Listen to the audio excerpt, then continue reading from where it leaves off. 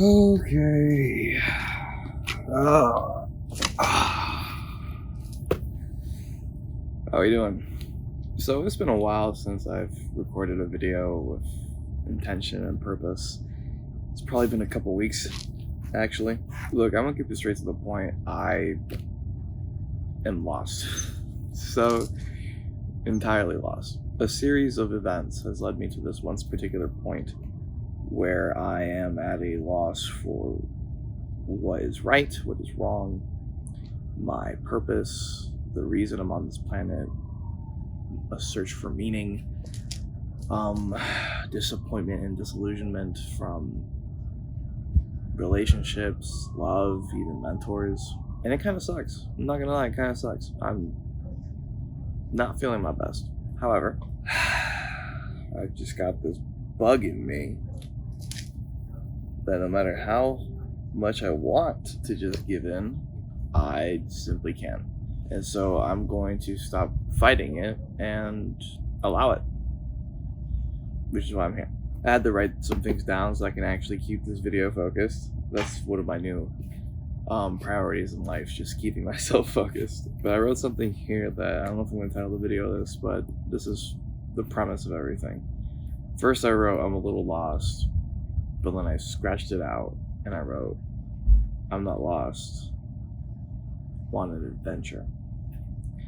And I got that line from the song Adventure by Russ. Basically what I'm saying is that I've learned a lot of things due to these series of events that have transpired honestly over the course of my entire life. I've been really reflecting since like childhood about a lot of things and like childhood memories coming back. Anyways, I'm digressing. Let me get straight to the point. I had an existential crisis. I have had collapses before in my mental frameworks, like schedule collapses, which I've talked about. But this time it's like, no, like there is no solid ground to stand on. Like you are falling. In this kind of purgatory state, I was just kind of like not caring about anything. I didn't care about what I ate, how much I slept, what I was consuming. It all just kind of came crashing down to a point where it was like, okay, like what is it?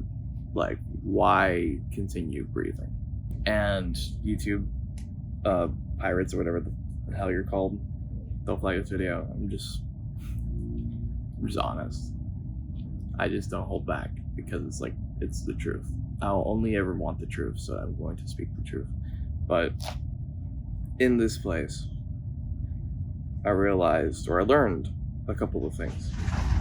Hay un café de Starbucks ahí en el frío. ¿En el frío? Ahí mismo, ¿tú quieres casarme uno, puf? Gracias, mamá. Te amo. Yo te puse. But to make it simple, I learned 6 things for this existential crisis that I hope helps you the same way that it's helping me. Granted, I'm a beginner in this, honestly. I'm trying my best, and I'm just now grasping these concepts and trying to apply them little by little. Self-improvement isn't this grandiose leap or this magical ride. It's living consciously. That's all it really is. Being consciously aware of the fact that you're alive, of who you really are and what you want to do with this one shot on the planet, and acknowledging that you are always going to be flawed, but your task is to work on the person that you are until you finally close your eyes and die in your sleep. So it never ends. There's no finish line. There's no conclusion other than death. The only beginning is birth, and the only end is death. So then all the other shit in between, that is the training ground. That came out of nowhere. Anyways, so the first thing that I've learned is just give yourself grace. Like really, it's really sat with me when I kind of messed up with my brother and he forgave me. And I kept apologizing because I wasn't forgiving myself, because I felt horrible for what I did. But he said, like, bro, like, hey, we're all flawed, doesn't matter. Like, I still love you. Like, don't trip about it. And that's when I realized, like, oh, he's giving me grace. And he's my brother, and he's the one who got hurt. But I'm still not satisfied with him accepting my apology because I haven't accepted my own apology. I used to think I did that because I just hold myself to high standards. But I think the reality is just that, like, I don't like myself. I don't want to hurt anybody. And when I do hurt someone that I love, it's like, what the fuck is wrong with you? I become just tyrannical and vicious on myself. And that doesn't help me whatsoever. Like, you wouldn't be like that way with someone you love. So why would you do that with yourself? Number 2, there are no rules, make your own. What I mean by this is that nothing is 100% correct. There's caveats and nuances to everything. You can't possibly know exactly what's going to happen just based on theory and assumptions alone. You can have a pretty good idea, and to be frank, I've been right about a lot of things when it comes to like people's intentions and what they're about, but I'm never 100% right. Sorry, I'm looking at a wasp right now. This also ties into disillusionment, because a lot of the ways that my brain was operating from, the lenses, the opinions, the beliefs, were implanted into me during a time where I was very susceptible and trying to not end it all. So, and I gained some opinions that I don't really resonate with anymore. And now I'm realizing, like, oh wait, shit, I gotta be me. And I have to decide what are my own rules, what are my non-negotiables, what am I willing to stand for, what will I not tolerate, and what is the meaning of my life. Because once you set all those things up for yourself based upon you and only you, and if you have some kind of a creed aligned with that as well, then you are now playing by your own rules. Once you set your own rules for yourself and you adhere to them, the world around you will start reflecting those rules you put upon yourself. And that goes for ethics, morality. Those are the 2 things that can come into my mind right now. I'm sure there's more, but you get the point. Number 3, suffering is inevitable. So stop trying to figure out life. You see, I would always try really, really hard in school because my parents would not even accept a B. But they would look at a B on my report card, and when they would say, oh, that's great, but it should be 100. Always expecting perfection. You know, when I got a C, whew, oh my god. I'm pretty sure I got grounded one time for getting a C, if I remember correctly. But what that instilled in me was that I had to get the right answer or I was gonna get punished. So then my brain has been wired over the course of like years throughout childhood and early teenage years that if I don't do something right, I'm cooked. The things I love will be taken away from me. If I'm not right, my world comes crashing down. So that's why I just have to always be right. Always. And that expands into decision making. Like, I have to be right about this path or I'm cooked. I have to be right about how I talk to people, regardless of whether it's a man, a woman, whoever. I have to do things the right way or I'm cooked. And I think what I've been trying to do for years now is trying to find the answers to a test that I'll never find. Because there is no right or wrong answer. It's whatever you make of it. Like, literally, truly your own, create your own adventure type of stuff. Because some things that work for me aren't going to work for you. And the things that work for you aren't going to work for that guy over there. And what works for her is not going to work for that motherfucker who's like smoking PCP. Suffering is inevitable. Like, that's just a part of life. But once you realize that the duality of pain and pleasure is a part of what makes living worthwhile, that dichotomy, then you kind of are like, okay, in order for everything else that I like to feel good, I have to know what feeling bad is like. And funny enough, doing things that, even though they make you feel bad because they're hard and difficult, uncomfortable, or you don't feel like doing it, they are the things that get you to the great things that you really want to experience. How much are you willing to be wrong, yet still get back up on the saddle and try again? That was a little long-winded, and mind you, I'm doing this off of the dome. So if you want more clarification, ask me to write like a newsletter about this, all this, because good writing is clear thinking made visible, for sure. Number 4, you only learn by doing. I think this is one of those that like I always knew is true, and I have like lived. That's why I know it's true. It's just that I'm human and I forget.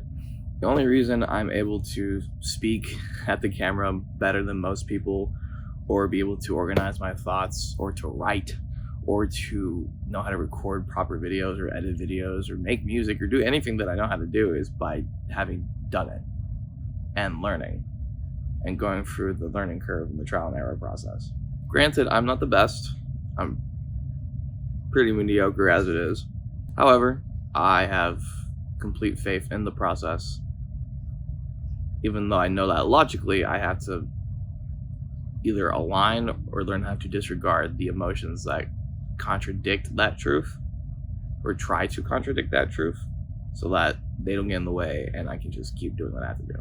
I mean, shit, how did I get comfortable talking with strangers? I worked a job that forced me to get comfortable with talking with strangers.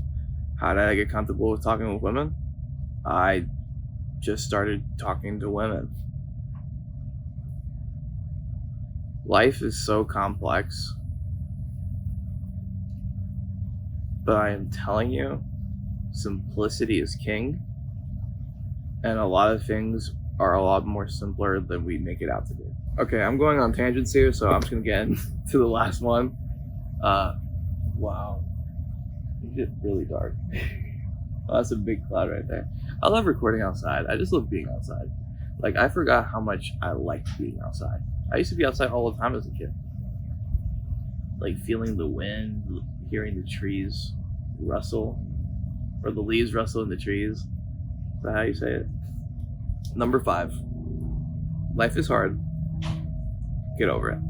I like how I'm like saying all these harsh things, but I have a smile on my face the entire time. I think it's because I've gotten to a point where reality and optimism have kind of blended together a little bit. Like, I know this is true. I know life is shit. I've been in the gutter. But now I'm in a more chill state, and I'm like, oh yeah, that was funny. Look at that. I was suffering. And I remember something that I think Chris Sturmy and Jack Hopkins said one time, where like they just agreed to stop complaining about anything anymore, and their lives just got infinitely better. So that's something that I need to get better at, which is just stop complaining and be more grateful, and just to get over the fact that life is hard. Of course it's hard. But you thought this existence was going to be easy? It was going to be all sunshine and rainbows? Granted, like, it's still beautiful and fun and full of life and all this stuff, but shit sucks sometimes. It's cyclical. It's gonna be good, then be bad, then be good again.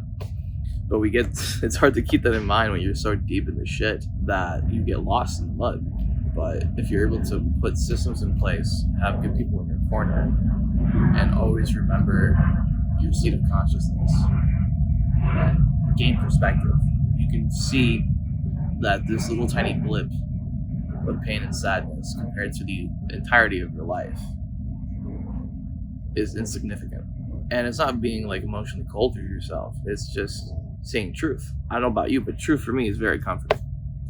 Like, just no bullshit, straight up, blunt. I think we need more of that. I know I needed more of that for myself. I need more of that. I need to give more of that to myself. That's the right way I want to say that. How am I going to apply what I've learned? Well, I'm kind of already applying it right now because I'm just recording this video. Like, see, I overthink a lot, and I try to like plan out every little tiny thing, because I think the more that I optimize and plan every little tiny detail, the more I'm going to succeed. But then I get stuck in analysis paralysis and I never do anything. So instead of my method of getting things done to plan them, I'm going to structure them. Be very clear of like, okay, what action is necessary to move ahead? And then do that. And just keep doing it. It's really just about reps, dude. Like, it really is. If people who are arguably worse than me in different aspects of life can succeed in what I'm trying to do, then why am I holding myself back? Why am I not actually trying? It leaves you like, just like, hands up, like, what the fuck you doing? And part of me doing that is recording this video, and I'm actually gonna work on a song. I haven't worked on a song forever. Probably just gonna be like for funsies, like nothing too crazy. Just try to have more fun doing what I like to do and not be so stressed about it and not give a fuck about what anybody else thinks about how I live. All right, that is all from me. If you enjoyed this video, do me a favor, like and subscribe. I greatly appreciate it. And join me on this journey as I go for everything I've ever wanted. And it's gonna be sick. It's gonna be dope.